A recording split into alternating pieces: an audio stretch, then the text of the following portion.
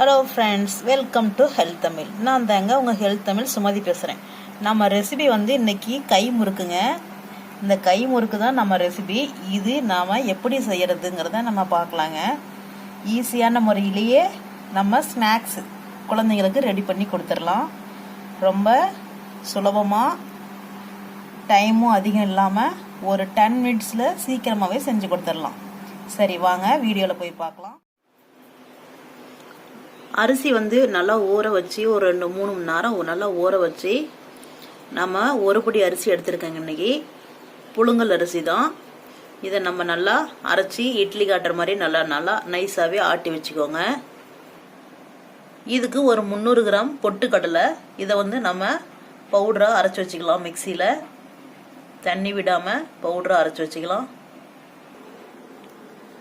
பாருங்க, நான் பொட்டுக்கல்லி நைஸ் பண்ணிக்கிட்டேன். இப்போ இது சலடையில் நல்லா சளிச்சு விட்டுக்கலாம். இந்த அரிசி மாவில் நான் பாருங்க இப்போ இந்த பொட்டுக்கல்லையே சளிச்சு விட்டுக்கிறேன்.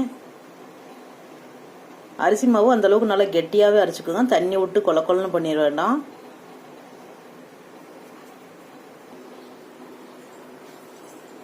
மாவு இப்போ சளிச்சு விட்டேங்க. இதை நம்ம அப்படியே பிசைஞ்சிக்கலாம் இப்போ நல்லா. ஏன்னா அரிசி மாவில் இருக்கிற ஈரமாக இது போதும். தண்ணி விடாம அப்படியே பிசைஞ்சிக்கணும் நல்லா கெட்டியாவே. தேவையான அளவு உப்புங்க. உங்களுக்கு உப்பு தேவையான அளவு போட்டுக்கோங்க. போட்டு நல்லா தூவி விட்டுக்கோங்க. மிளகாய்த்தூள் காரத்துக்கு உங்களுக்கு ஏற்ற மாதிரி போட்டுக்கோங்க. காரம் உங்களுக்கு எவ்வளோ தேவைமோ அந்த அளவுக்கு போட்டுக்கோங்க. இது ஓமங்க. ஓமம் கொஞ்சமாக இதை நம்ம தேய்ச்சி போட்டுக்கலாம். அப்போ தான் நல்லா மணம் வரும். பாருங்க, இந்த மாதிரி நான் கையிலேயே தேய்ச்சிக்கிட்டேன். கையில் தேய்ச்சோம்னாவே நல்லா வாசம் வரும்.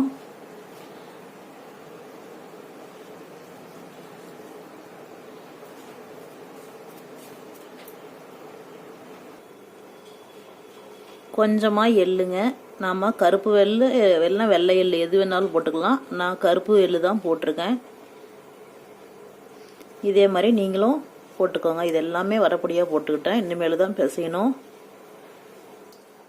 மாவு பாருங்க, நல்லா இந்த அளவுக்கு நான் பிசைஞ்சிக்கிட்டேன். எனக்கும் இருக்கு.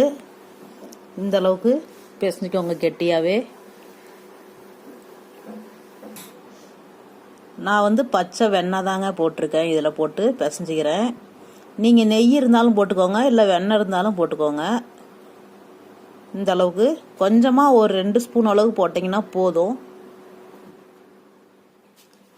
பாருங்க, ஆயில் காஞ்சிக்கிட்டு இருக்கு. கொஞ்சம் நல்லா காயட்டும். காஞ்சதையும் நம்ம இதை முறுக்கு புளிச்சு விடலாம். இந்த அளவுக்கு பிடிச்சிக்கலாங்க. உருண்டை பிடிச்சி இதில் போட்டுக்கலாம்.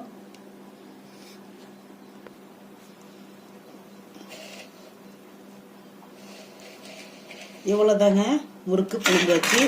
இப்போ நம்ம எண்ணெயில் போட்டுக்கலாம்.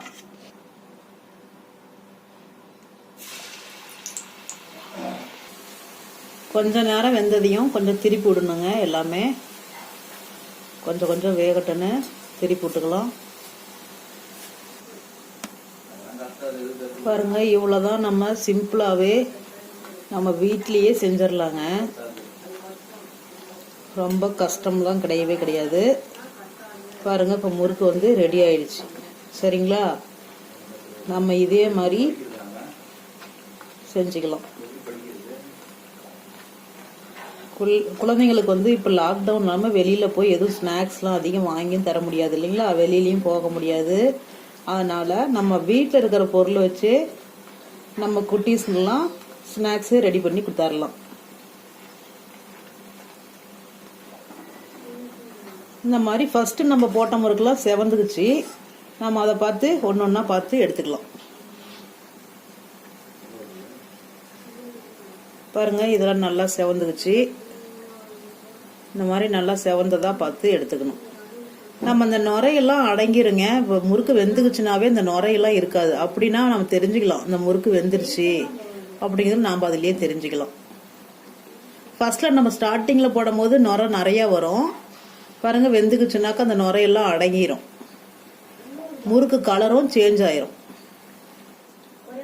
தீ வந்து நீங்கள் அதிகமாகவே வச்சுக்கலாம், கம்மியாக தான் வைக்கணுங்கிறது இல்லை, அதிகமாக வச்சாதான் நல்லா வேகும். அதனால் தீ வந்து நீங்கள் அதிகமாகவே வச்சுக்கலாம். இது 2 லாஸ்ட்டாக போட்டேங்க, அதனால் லைட்டாக இன்னும் ஒரு 30 செகண்ட் இருந்தால் போதும்.